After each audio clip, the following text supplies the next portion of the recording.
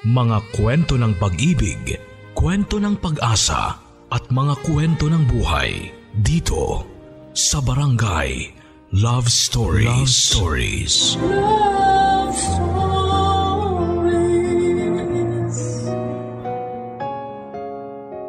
Sa pakikipagrelasyon na nagsimula sa mali, kailanman ay hindi magiging tama. Mga kabarangay, isa na namang kwento ng buhay, pag-ibig at pag-asa. Ang hatid namin sa inyo, ako si Papa Dudut, ang inyong kakwentuhan, dito sa Barangay Love Stories. Dear Papa Dudut, isang magandang araw po sa inyo at sa lahat ng mga nakikinig ng programang ito. Isa po ako sa mga libu-libong sumusubaybay sa inyong programa tuwing linggo at aaminin kong marami akong natututunan sa aking buhay. Sana po ay mapahintulutan po ninyong mabasa naman ang aking kwento. Ako po si Maxine at ito ang kwento ng aking buhay at pag-ibig.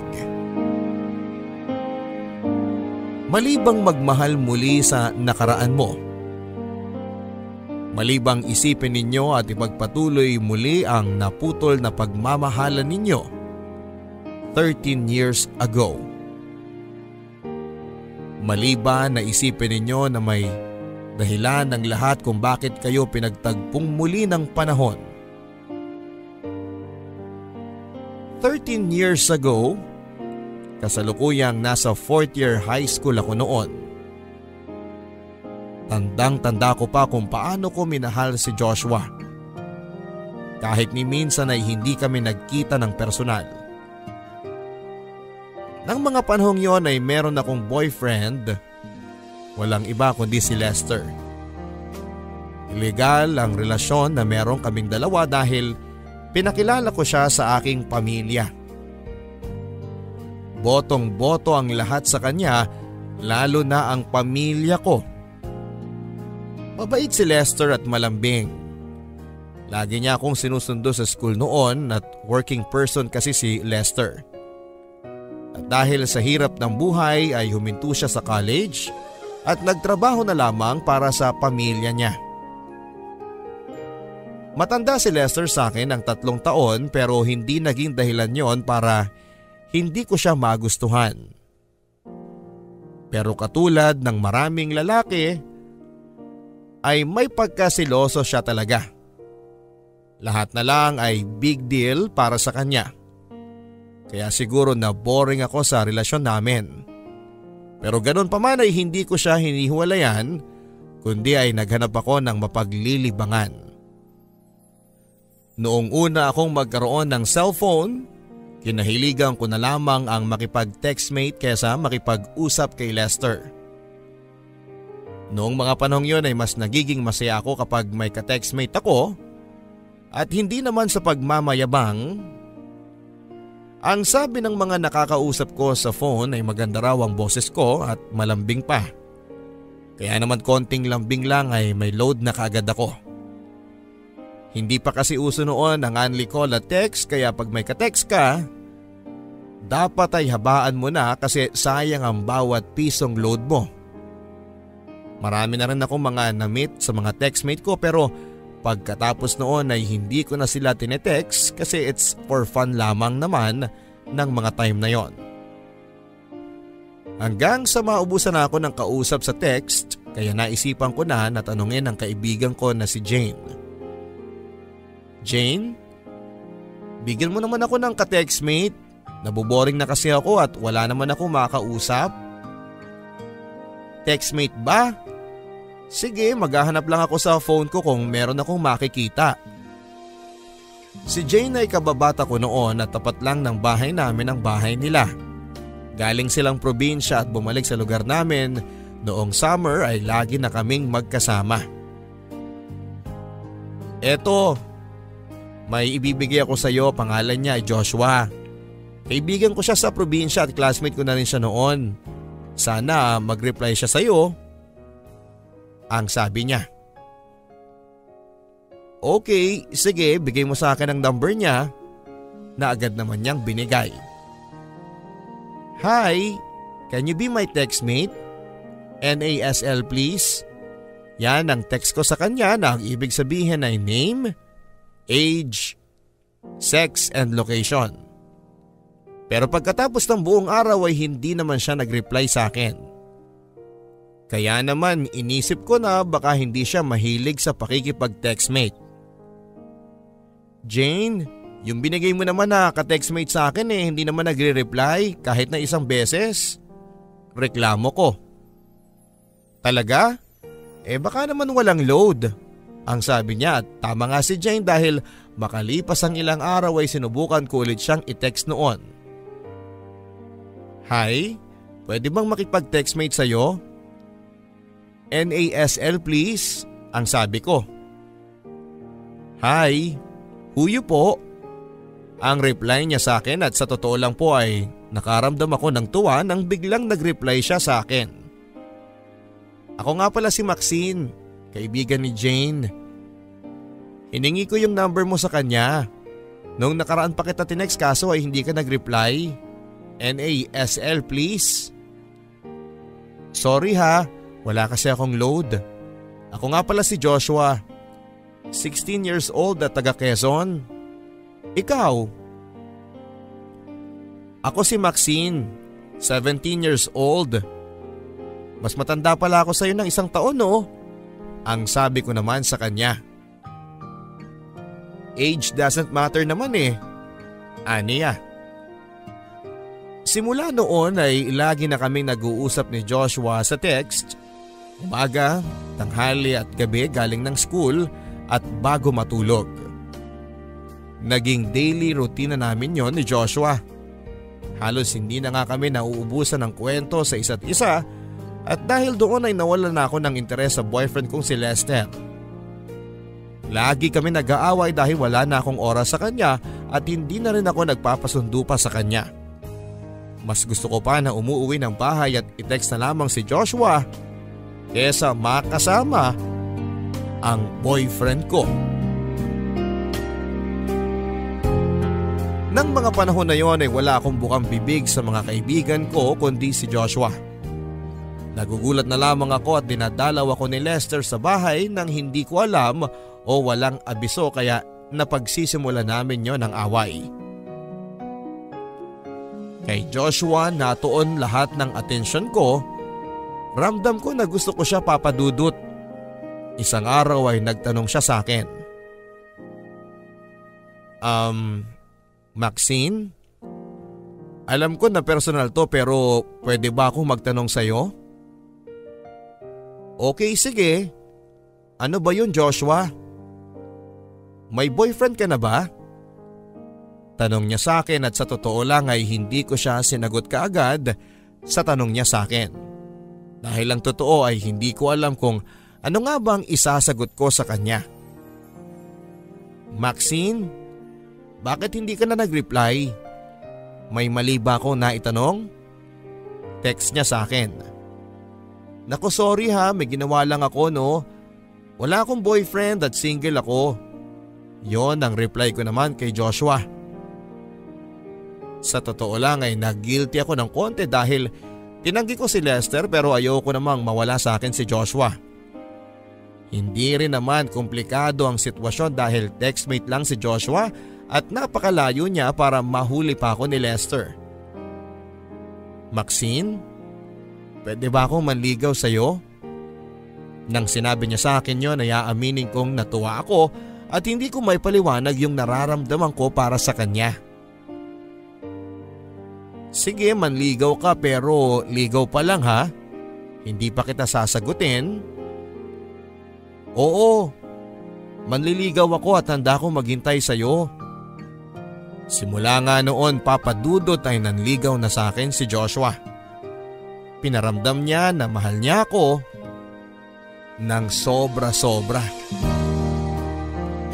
Sa kabila ng pag-ibig na inalay ni Joshua ay hindi ko pa rin binitawan ng boyfriend ko dahil para sa akin ay siya ang realidad at si Joshua ay hindi. Pero habang lumilipas sa mga araw at buwan ay mas lalo kong minamahal si Joshua. Lagi kami nagte-text at nagtatawagan hanggang sa sinagot ko na nga siya. Joshua, oo na. Ha? Sabi ko, oo na. Talaga? Tayo na? I love you, Maxine. Ang sabi niya at simula nga noon ay kami na ni Joshua. Hindi ko na iniisip kung paano ko sila pagsasabayin basta alam kong mahal ko si Joshua. Babe, text niya sa akin. Bakit babe? Reply ko naman sa kanya. May sasabihin ako sa'yo. Ano yun babe? Ang totoo niyan ay may GF na ako si Myra pero wala na kami dahil pinapili niya ako kung ikaw o siya. At ikaw ang pinili ko. Ang akala ko kasi nung una wala lang lahat ng to pero habang tumatagal, mahal na talaga kita. Kaya ikaw ang pinili ko. Ayokong magsinungaling sa'yo kaya sinasabi ko ito. Mahal na mahal kita babe. Magpadala ka naman ng picture mo para makita naman kita at syempre, sulat mo tapos ako din. Magpapadala din ako ng sulat at picture ko para makita mo na ako. Sige ba? Reply ko sa kanya. Noon nga ay nagpa-picture ako sa studio at pinadala ko sa kanya na may kasama pang sulat. Dear babe, kumusta ka na dyan? Sana naman ay okay ka lang naman. Eto nga pala ang picture ko at sana ay nagustuhan mo. Masayang masaya ako dahil hindi ko akalain na magkakaroon ako ng boyfriend na textmate na seseryosohin ko. Mahal kita babe, sobra-sobra. Kahit na hindi pa tayo nagkikita at masaya ako dahil pinagtapat mo sa akin ang tungkol sa ex mo. Sana kahit malayo tayo sa isa't isa ay hindi ka maghanap ng iba. Lubos na gumagalang, Maxine. Yan ang sulat na pinadala ko kay Joshua. Dear babe, na-receive ko na ang sulat mo at sobrang tuwang-tuwa ako nang makita ko ang picture mo. Sobrang ganda mo dito sa picture at pinagyayabang ko ito sa mga classmates ko. Ako din, masayang masaya ako dahil naging GF kita kahit na hindi pa tayo nagkikita. Pinapangako ko sa iyo babe na hindi kita lolokohin. Pangako yan. Ikaw lang ang mahal ko at wala nang iba. Sana hindi mo rin ako ipagpalit kahit na malayo tayo sa isa't isa. Umaasa ako na balang araw, magkikita tayong dalawa at sabay tayong mangangarap. Ingat ka palagi babe ha. Mahal na mahal kita. Lubos na gumagalang, Joshua. Habang binabasa ko ang sulat niya sa akin ay lalo kong napagtanto na mahal ko talaga siya at naniniwala ako na kahit LDR kami ay magtatagal kami. Nakausap ko din noon ang mama at mga kapatid niya na agad kong nakapalagayan ng loob. Madami na kami napag-usapan ni Joshua at pati tungkol sa mga pangarap namin sa buhay.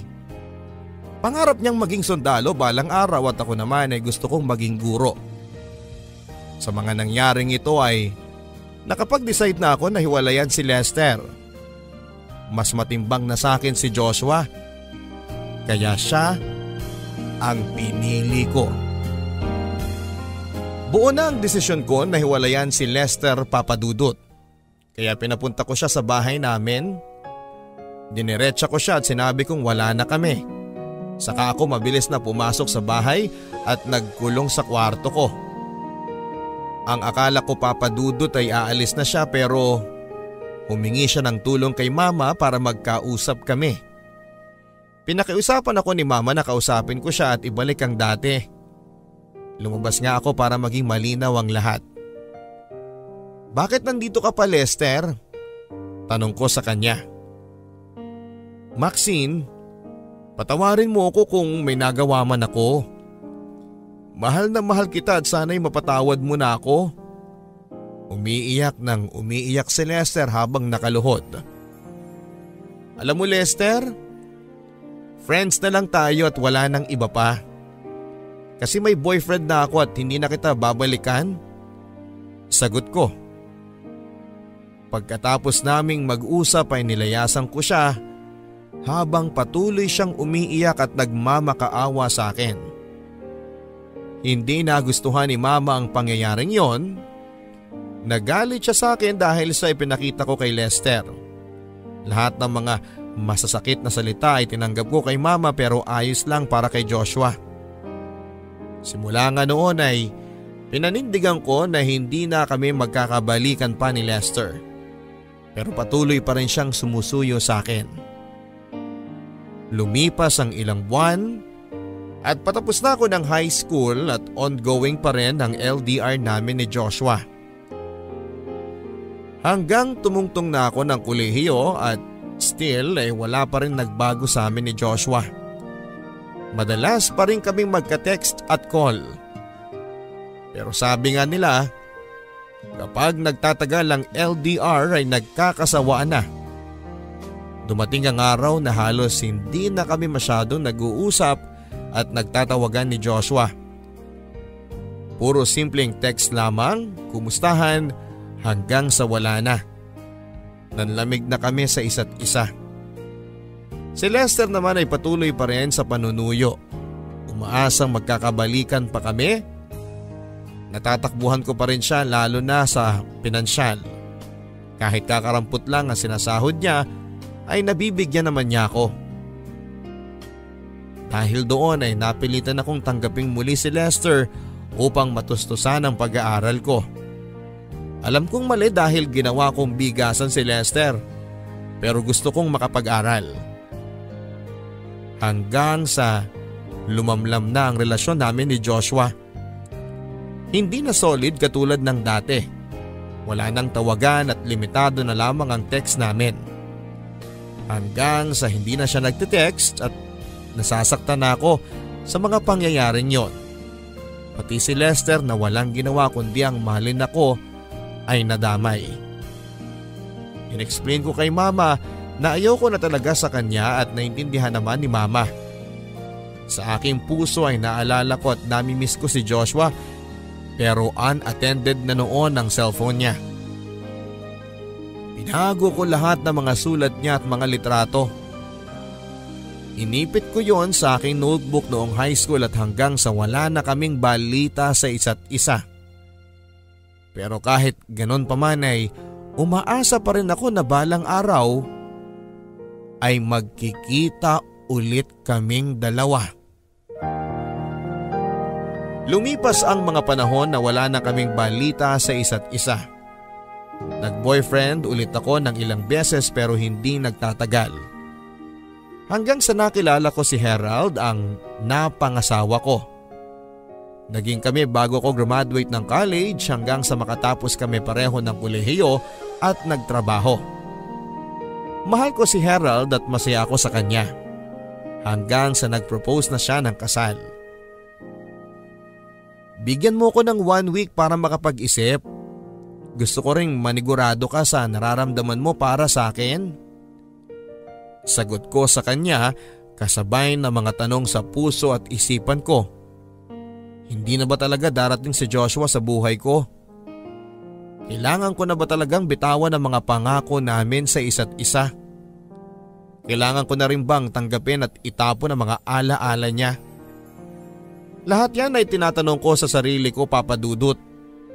Wala akong hahanapin pa kay Harold at sigurado na akong mahal niya ako. Kaya naman tinapon ko na ang pag-asang muli ay magtatagpo kami ni Joshua. After a week ay umuon na rin ako kay Harold at namanhika na rin siya sa bahay. Bago ang kasal namin ni Harold ay tinapon ko na lahat ng meron sa amin ni Joshua. Sulat, litrato at pag-asa. Nag-focus ako sa asawa ko at naging masaya kaming dalawa. Sobrang bait ni Harold, Papa Dudut, at lahat ng katangian ay nasa kanya na. Pero sa paglipas ng 5 taon naming pagsasama ay nagkasakit siya ng malala na agaran niyang kinamatay. Naiwan ako mag-isa At ang masaklap ay hindi kami nagkaanak. Sobrang gumuho ang mundo ko. Araw-araw ay umiiyak ako. Lasing palagi at laging nagtatangkang magpakamatay. Pero kahit ganon pa man ay hindi yon alam ng pamilya ko dahil ayokong malaman nila at mag-alala sila sa akin. Pero sadyang mapaglaro ang tadhana. Wala pang 1 taon mula nang mamatay ang asawa ko nang muli kaming mag-cross ng landas ni Lester sa Facebook. Inad niya ako at inaccept ko naman siya kaagad hanggang sa nagkwentuhan kami at kinuwento ko sa kanya ang pagpanaw ng asawa ko. Nagkapalitan kami ng cellphone number. Single pa rin siya pero may GF siya sa Saudi at 4 months pa lamang sila. Inamin niyang 4 years bago niya natanggap na wala na ako sa buhay niya. Pero muli na naman siyang nagpaparamdam ng pagmamahal sa akin. Minsan na ako nagtanong sa Diyos kung bakit hanggang ngayon ay wala pa rin ako nakikitang gusto kong mapangasawa. Oo, may GF na ako pero hindi pa rin ako sigurado sa kanya. Handa akong iwanan ang GF ko para sa iyo, ang sabi ni Joshua. Nakakatawang isipin pero eto na naman kami. Ngunit ine-explain ko sa kanya na hindi pa ako handang magmahal muli at wag niyang isugal ang relasyon nila ng dahil lamang sa akin. Sinabi ko na rin kung makakapag-antay siya within 2 years then tanungin niya ulit ako kung pwede na ba ako ulit magmahal. Pero ang unfair lang ng mundo kay Lester. Hindi ko alam kung destiny ba ang matatawag dito o nagkataon lamang. Isang araw nang makareceive ako ng friend request sa isang taong hindi ko kilala kaya hindi ko ito inaccept. The following day ay may nareceive akong mensahe sa messenger ko. Nag-send siya ng heart na photo at sabay sabing, "Musta ka na po? Siguro kilala mo pa naman ako." Ang sabi niya. "Okay, nagkita na ba tayo before?" Reply ko sa kanya. "Limot mo na pala ako Sa bagay, matagal na panahon na rin kasi ang lumipas, Maxine." Nang sabihin niya yon ay nag-view ko ng profile niya at laking gulat ko na ang taong kachat ko ay walang iba kundi si Joshua.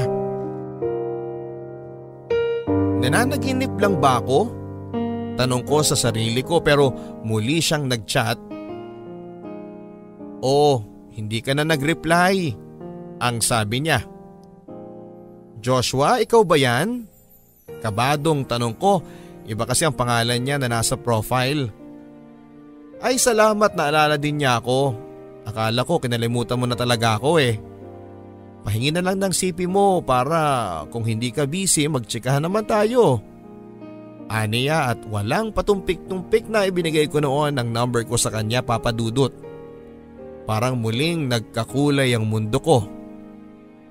Naisip kong kaya siguro nawala ang asawa ko dahil babalik si Joshua sa buhay ko. Mabuti na lamang at nagpalitan kami ng picture sa isa't isa noon kaya natatandaan ko ang mukha niya. Hindi nagtagal ay nag-text siya sa akin. Nawiwirduhan ako sa mga nangyayari dahil ang 2 taong pinagsabay ko noon ay muli na namang nagsabay sa pangalawang pagkakataon. Mahal ko si Joshua at na-excite na ako na makatext siyang muli. "Si Joshua to, pwede bang tumawag?"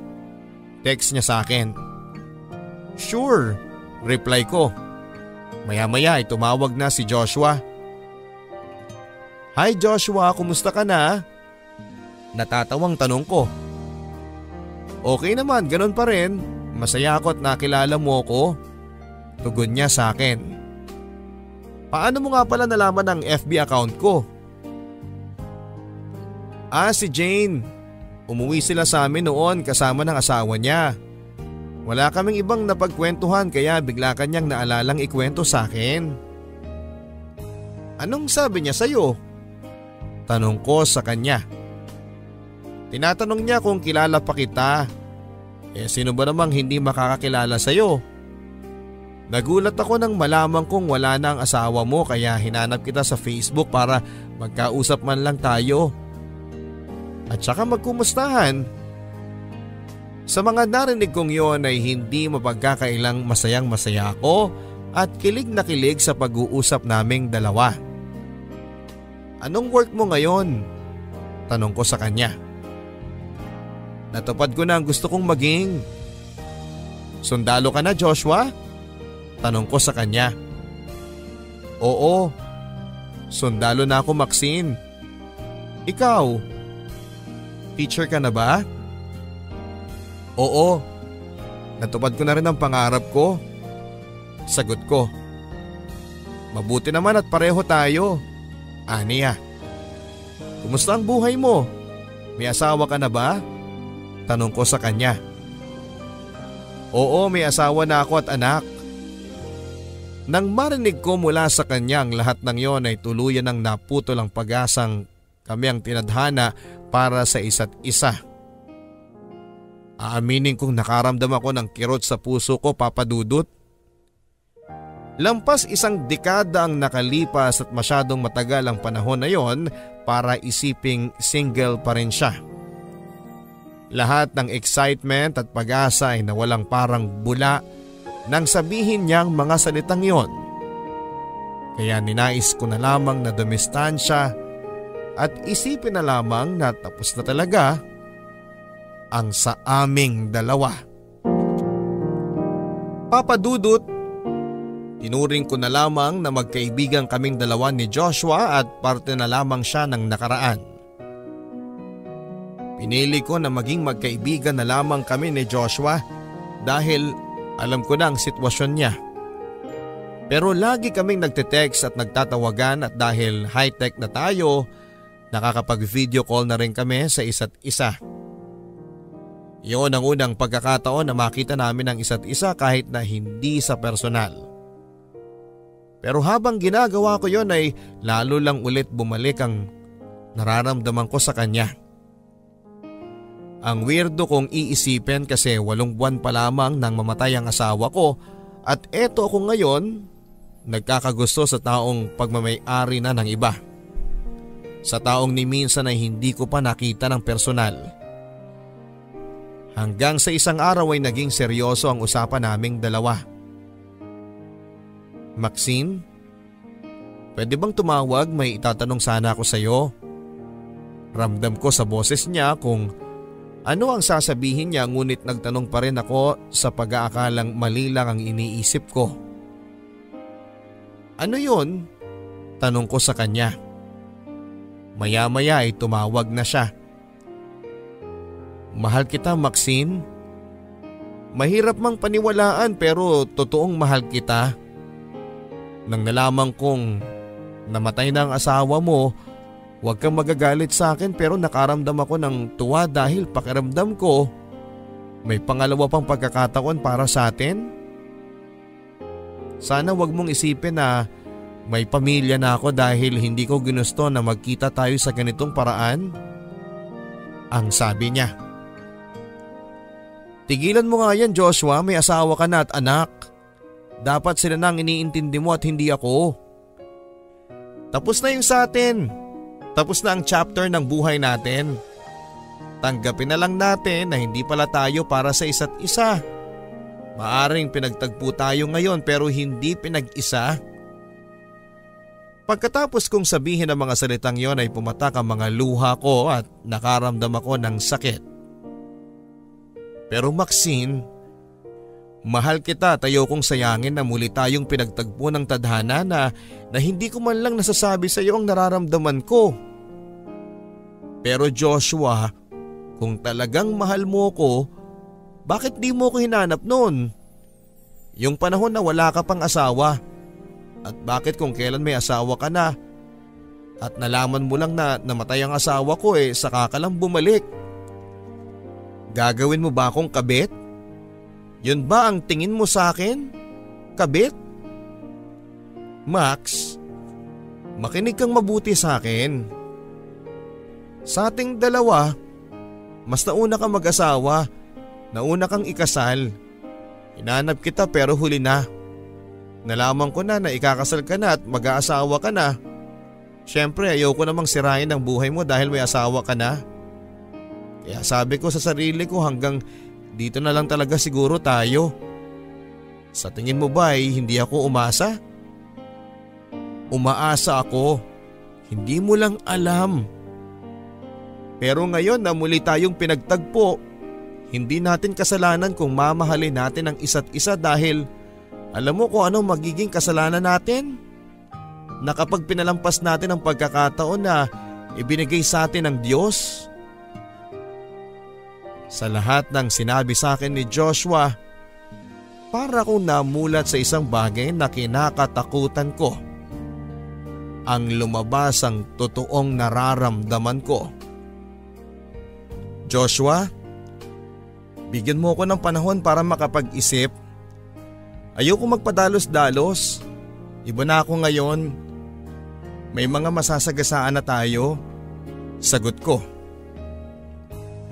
Umayo naman siya sa akin, Papa Dudut, pero makalipas ang 2 araw ay muli na naman niya akong tinanong sa text. Hi Maxine, kumusta ka na? At kumusta na rin ang puso ko sa'yo? Ang sabi niya. Okay naman ako Joshua. Yon ang reply ko sa kanya at maya-maya ay nag-ring ang cellphone ko. Si Joshua ang tumatawag. Hello? Paunang bati ko. Maxine, napag-isip-isip mo na ba? Mahal na mahal kita Max. Noon nga'y hindi na ako nakatanggi Papa Dudut. Oo, ilang taon na ang lumipas pero nasa puso ko pa rin si Joshua. Oo Joshua, mahal na mahal pa rin kita. Sagot ko. Maxine, totoo ba to? GF na ba ulit kita? Sobrang saya ko. Pangako ko sa iyo Max. Hinding-hindi ko sasayangin ang pagkakataon na ibinigay mo sa akin. Mahal na mahal kita babe at pangako. Gagawin ko ang lahat para hindi ka mawala sa akin. Salamat at tinanggap mo uli ako. Ang sabi niya. Hindi ko alam Joshua kung tama bang ginawa ko pero pinakinggan ko lang ang puso ko. Alam kong sa mata ng tao at lalo na sa mata ng Diyos ay maling-mali ito pero susugal ako sa isang bagay na hindi ako sigurado. Gaya ng sabi mo, ayoko ring sayangin ang pagkakataong ito na bumalik kang muli sa buhay ko. Sagot ko. Papa Dudut, ganun pala talaga kapag nagmamahal ka. Nabubulag ka sa katotohanan at naitatama mo ang isang mali. Oo, tama. Tinanggap ko na maging kabit dahil mahal ko siya. Pero simula nang naging kami ay nakaramdam ako ng pagmamahal ni Joshua sa akin. Gabi-gabi niya akong tinatawagan para makipagkwentuhan kahit pagod at antok na siya. Dahil sigurado na ako kay Joshua, sa pangalawang pagkakataon, kinausap ko si Lester na wala na talagang pag-asa sa aming dalawa.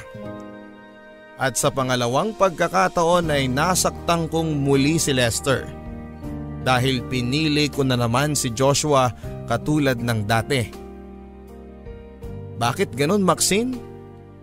Nung akong lumalapit sa iyo sabi mo hindi ka pa ready dahil kamamatay lang ng asawa mo at pinaghintay mo ko ng 2 taon.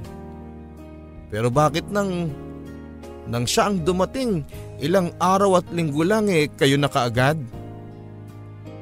Ganon mo ba talaga siya kamahal kahit alam mong may pamilya na siya? Puno ng hinanakit na sabi niya sa akin. Oo Lester, hindi ko alam kung bakit nangyayari to pero ang alam ko ay mahal ko siya at wala nang iba. Sorry kung sa pangalawang pagkakataon ay nasaktan kita pero hindi ko sinasadya Sana tanggapin mo na lang na hanggang magkaibigan lang talaga tayo. Sagot ko at simula nga noon ay hindi na kami masyadong nag-uusap pa ni Lester. Pinili ko si Joshua, Papa Dudut, at pinanindigan ko yon. Isang gabi tumawag si Joshua sa akin. Gusto niyang makipagkita sa akin para linawin kung talagang ang nararamdaman namin ay totoo ba talaga. Sige babe, magkita tayo. Aniya. Ganon nga ang nangyari, Papa Dudut. First monthsary namin nang finally ay nagkita kami ni Joshua at sa unang pagkikita namin, naramdaman namin na walang nagbago sa aming dalawa. Yung tipong parang ang tagal na naming nagkikita. Sobrang saya ko noon at ganon din siya. Sinulit namin ang araw na magkasama kami at pinasyal niya ako sa mga magagandang lugar, kumain sa masarap na restaurant, at noong pagod na ay nag-check-in kami sa hotel. Nagkayayaan kaming uminom ng beer hanggang sa medyo lasing na kami. Hindi na namin napigilan ang sarili namin, Papa Dudut. Sa kauna-unahang pagkakataon ay may nangyari sa amin. Hindi ko first time yon dahil may asawa na ako dati. Pero ang hatid na ligaya sa akin ni Joshua ay ibang-iba, Papa Dudut. Punong-puno ng pagmamahal at alam kong maling-mali dahil may asawa na siya, pero walang bahid na pagsisisi ang nararamdaman naming dalawa. Nangibabaw ang pagmamahal namin sa isa't isa, payapa kaming magkayakap hanggang makatulog. Kinaumagahan ay mga matatamis ng ngiti ang bati naman namin sa isa't isa. Minsan pa ay may nangyari sa amin at muli ay kakaibang ligaya ang dulot niya sa akin. Matapos naming kumain ay kailangan na naming magpaalam sa isa't isa. So paano babe, alis na ako ha? Aniya. Kailangan pa niya kasing pumasok noon sa kanilang kampo dahil tapos na ang araw ng kanyang pahinga. Ang bilis naman ng oras. Pero babe, sana hindi ito ang una't huli nating pagkikita. Sana marami pang beses na magkasama tayo. Hindi kita bibitawan babe. Hindi ako papayag na mawala ka sa akin ng ganon-ganon na lang dahil mahal na mahal kita. Naiiyak na sabi ko. Ako din babe. Mahal na mahal din kita. Pagkatapos nga ng mga sandaling yun ay tuluyan na kami nagkahiwalay ni Joshua. Balik sa dati, LDR muli kami, pero naging matatag ang relasyon namin simula nang magkita kaming dalawa. Babe, may sasabihin ako sa'yo. Text sa akin ni Joshua. Ano yun babe? Reply ko sa kanya. Maya-maya ay bigla siyang tumawag. Babe, ayoko nang mawala ka sa akin kaya naisip ko na gusto ko nang magkaanak sa'yo. Nagulat ako sa mga sinabi niyang yon. Babe, hindi pwede. Ayokong masira ang pamilya mo. And besides, masyado pang maaga para dyan. Wala pang 1 taon nang mamatay ang asawa ko. Ayoko na may masabi sila tungkol sa akin. Sagot ko. Pero babe, hindi sila masasaktan kung hindi nila malalaman. Pag-iisipan ko pa babe. Sagot ko. Sige, naiintindihan kita. Sana lang ay pumayag ka sa huli. Ang sabi niya. Sa totoo lang ay aaminin kong natuwa ako, Papa Dudut, dahil gusto niyang magkaanak sa akin. Alam ko naman ang lugar ko at sitwasyon ko. Isang kabit na babae na naghihintay at umaasang magwawagi sa huli. Alam kong mali pero anong magagawa ko? Mahal ko talaga si Joshua ng sobra. Papa Dudut, alam kong sasabihin ng iba na bunga ng kasalanan ng magiging anak namin kung sakali, pero tinanggap ko dahil ako man ay gusto ko na ring magkaanak. Lalo na noong sinabi niya sa akin na gusto niyang apelyido niya ang dadalhin ng bata. Lumipas ang mga araw, linggo at buwan. Nasundan muli ang aming pagkikita. Nagkita kami muli ni Joshua pero this time ay mas komportable na kami sa isa't isa. Pinaparamdam na niya sa akin kung paano ako alagaan kahit simpleng araw lang. Gaya ng dati, namasyal sa magandang lugar at nag-check-in sa hotel habang nagiinuman at nagkukwentuhan. Gusto ko magkaanak sa iyo, babe. Sana bigyan mo ko. Sabi niya noong nakahiga na kami sa kama. Babe, pagbibigyan naman talaga kita eh. Pero sana wag muna ngayon. Sana maintindihan mo ko. Wag mong isipin na hindi ako sigurado sa iyo at parehas lang tayong may pinoprotektahan, babe. Masyado pang maaga para magkaanak tayo. Alam natin na kapag nahuli tayo pwede tayong makulong dahil kasal ka. Sagot ko sa kanya. Natatakot kasi ako na mawala ka sa akin at iwan mo na lamang ako ng bigla. At least, kapag may anak tayo, sigurado ka na sa akin. Ang sabi niya. Sa isip ko noon ay tama siya. Ayoko ring mawala siya sa akin, Papa Dudut, kaya ng gabing yon ay pumayag na ako. 2 araw kaming magkasama noon kaya sulit na sulit namin ang isa't isa. Nasundan pa yon kaya naman feeling ko ay love talaga niya ako.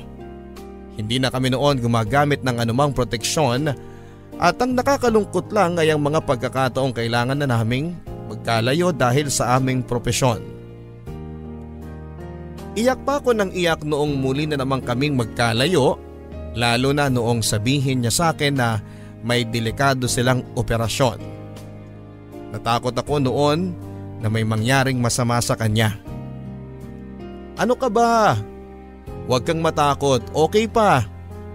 Kahit na ilang bala pa yan, hindi ko ikakamatay. Sagot niya. Huwag ka namang magbiro ng ganyan. Ikakamatay ko kapag may nangyaring masama sa iyo. Ang sabi ko. Hindi pa nga ako. Magkikita tayong muli pagbaba namin. At sa pagkakataong yon, aayusin ko na ang lahat. Hindi ka na matatawag na kabit, pangako. Sagot niya bago niya ako hinalikan. Hinatid niya ako noon sa sakayan at hindi niya ako iniwan hanggang sa umalis ang sasakyan. Kumaway pa siya sa akin noon habang ako naman ay lumuluha. Kung pwede lang ay hindi na kami magkahiwalay pa. Kahit kailan. Mabilis na lumipas ang araw. Ilang linggo ko ring hindi nakausap sa text at tawag si Joshua dahil walang signal sa lugar ng kanilang operation. Lumipas ang ilang araw, ibang-iba ang pakiramdam ko noon at mabigat ang katawan ko sa tuwing gumigising ako sa umaga. Hanggang mapansin kong hindi ako dinatnan ng aking buwanang dalaw. Napangiti ako noon at baka nga nagbunga na nga ang pagmamahala namin ni Joshua. Para makasigurado ay bumili ako ng pregnancy test kit at totoo nga ang hinala ko, Papa Dudut. Buntis ako at walang pagsidla noon ang kaligayahang nararamdaman ko. Gusto kong magbalita noon kay Joshua pero ayoko makaistorbo sa kanyang trabaho lalo na at may importante silang operasyon. Pero tila dinidinig ng Diyos ang tibok ng puso ko. Nagring noon ang cellphone ko at pangalan ni Joshua ang nasa call register at excited akong sumagot noon ang tawag niya.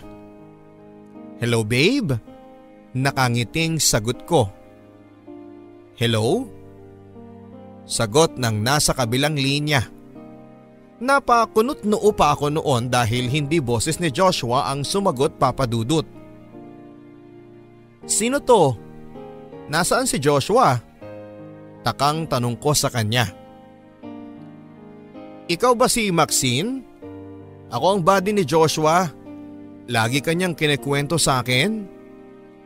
Aniya. Ah, ganun ba? Nasaan ba siya? Tanong ko. Pababa na kami ng bundok? Sorry Maxine pero si Joshua? Isa siya sa mga fatalities? Sagot niya sa akin. Anong ibig mong sabihin? Hindi yan pwede. Hindi maaari. Sagot ko sa kanya. Sorry ma'am pero wala na siya. Aniya. Hindi! Hindi! Ang sabi niya magkikita pa kami. Magkakaanak na kami. Hindi siya pwedeng mamatay. Sagot ko habang humahagulhol. Hindi ko kaagad natanggap ang masamang balitang yon, Papa Dudut. Hanggang pati sa radyo at telebisyon ay balitang-balita ng pagkamatay ng ilang sundalo sa isang operasyon. At kasali ang pangalan ni Joshua doon. Hindi ko alam kung paano ko tatanggapin yon.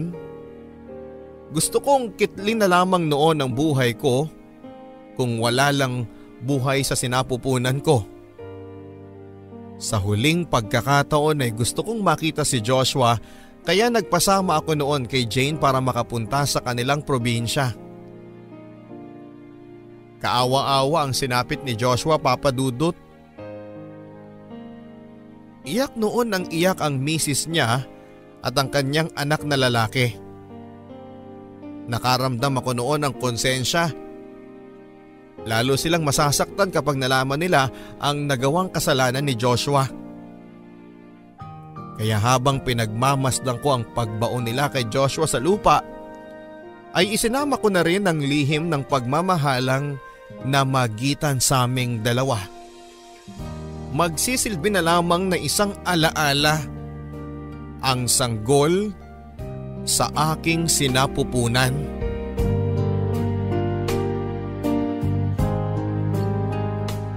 Walang kakulay-kulay ang buhay ko ng mga sumunod na araw. Mabuti na lamang at summer noon, Papa Dudut. Kaya naman nagkaroon ako ng pagkakataon na mapag-isa. Hindi ako noon lumalabas ng aming bahay. Mas gusto kong pinagmamasdan ang larawan namin ni Joshua sa aking cellphone.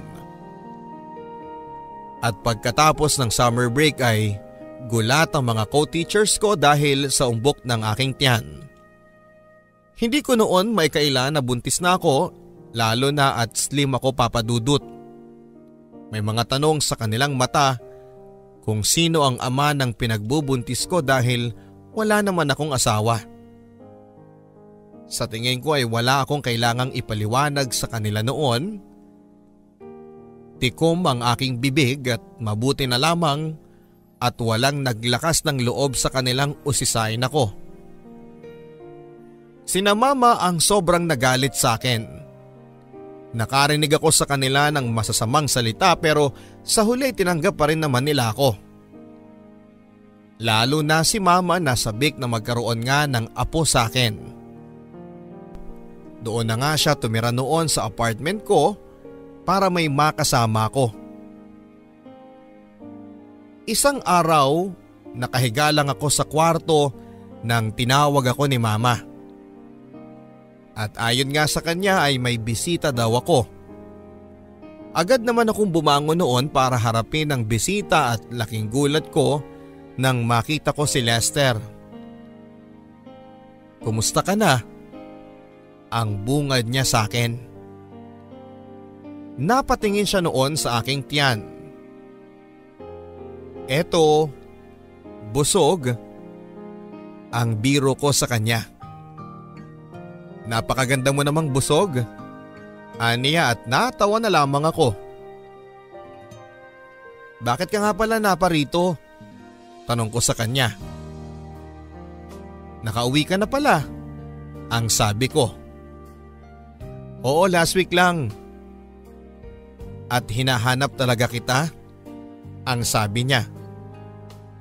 Kanino mo naman nalaman ang tirahan ko? Tanong ko. Noon ay narinig kong tumikhim si Mama.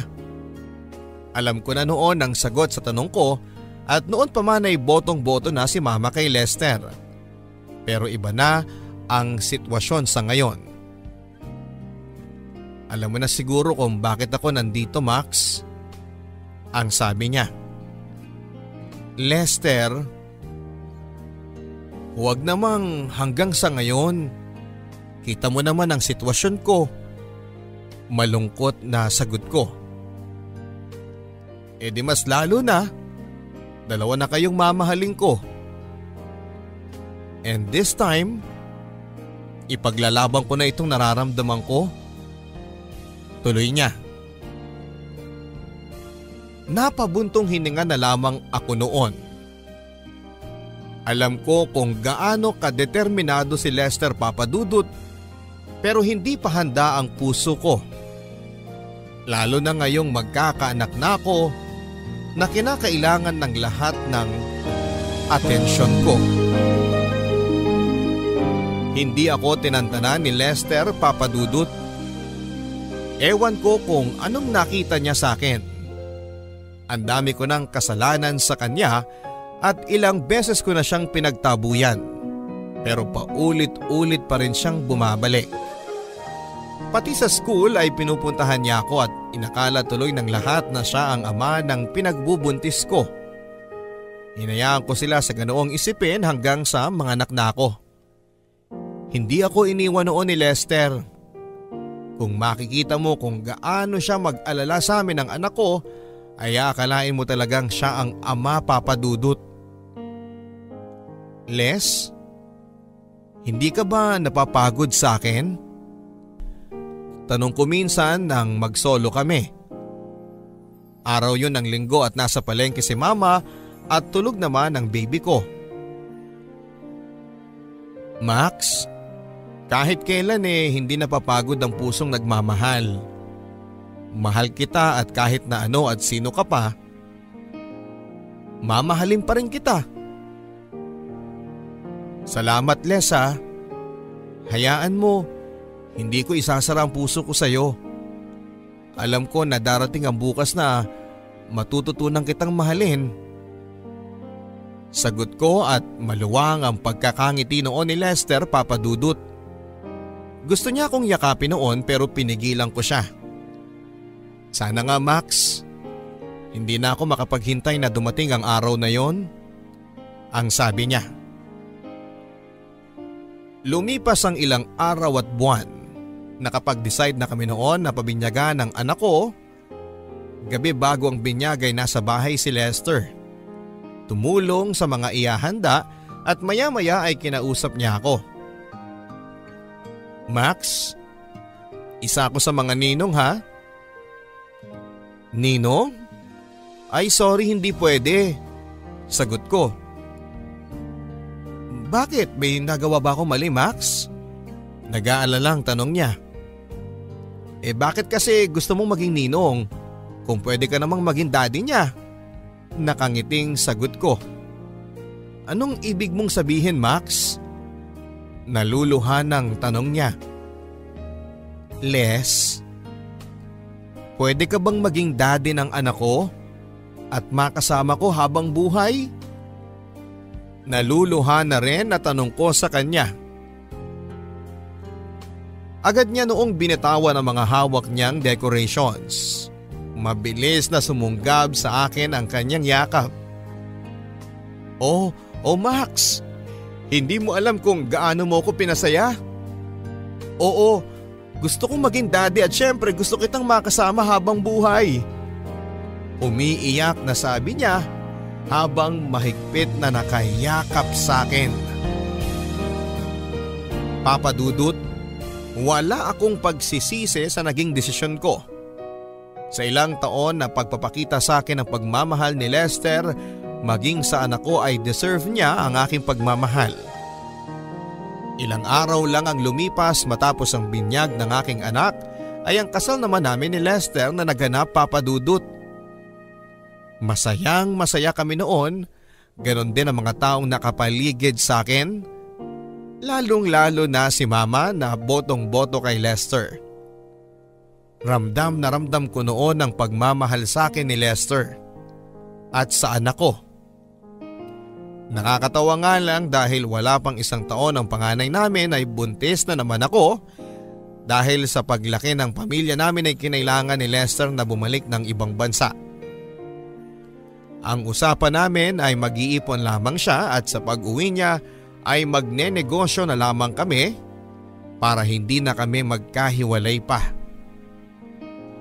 Tinuring ni Les na sarili niya ang panganay namin. Pero napag-usapan namin na kapag nakakaintindi na ang bata ay sasabihin namin ang katotohanan. Ayokong isang araw ay sa iba pa niya malaman.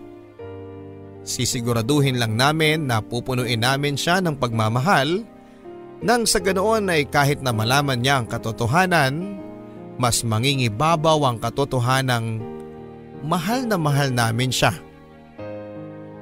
Para kay Joshua, sana ay nasa mabuti siyang lugar sa ngayon. Salamat sa lahat. Siguro nga ay hindi talaga tayo ang para sa isa't isa at salamat na rin at nakaalis ako sa pagkakabaon sa kasalanan. Patuloy pa rin kaming LDR ni Lester sa kasalukuyan at kahit na ganoon ay napaparamdam pa rin namin ang pagmamahal sa isa't isa. Isa rin papadudod si Lester sa mga masugid na tagapakinig ng programa mo sa podcast at sa YouTube. Paraan daw niya ang pakikinig sa iyo para hindi siya ma-homesick. Nagmamahal ang inyong kapusong kabarangay, Maxine. Huwag magmamadali para hindi magkamali. Sabi nga nila, the best things in life comes to those who wait patiently. Hindi madali mga kabarangay na masadla ka sa pagkabulag sa pag-ibig. Sabi nga sa matandang kasabihan, kapag nagmamahal ka, nagiging bulag, pipi at bingi. To the point na nagmamahal ka ng patuloy kahit na nagkakaroon ka na ng kasalanan. Nariyan na tayo, nagawa na at nangyari na. Pero hindi naman ibig sabihin noon na hindi ka na makakatagpo pa ng pangalawang pagkakataon. Na sana kahit na LDR ay mas lalo pang tumibay sa inyo Maxine at Lester.